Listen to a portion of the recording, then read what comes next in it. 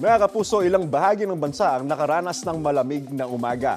Kayo ng alas 2 ng madaling araw nakapagtala po ang Pag-asa ng 24.2 degrees Celsius na temperatura sa Lawag, Ilocos Norte, habang 22.2 degrees Celsius po sa Tuguegarao City, Cagayan, at sa Tanay Rizal, 17 degrees Celsius naman po sa Baguio City at 24 degrees Celsius dito naman po sa Quezon City. Mga kapuso, nasa transition pa rin po tayo papuntang amihan season. Sa mga susunod na linggo hanggang pagsapit ng Nobyembre, inaasahang papasok na po ang panahon ng amihan, ayon po yan sa Pag-asa. Paalala mga kapuso, stay safe and stay updated.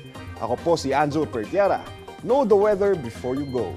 Para mag-safe lagi, mga kapuso.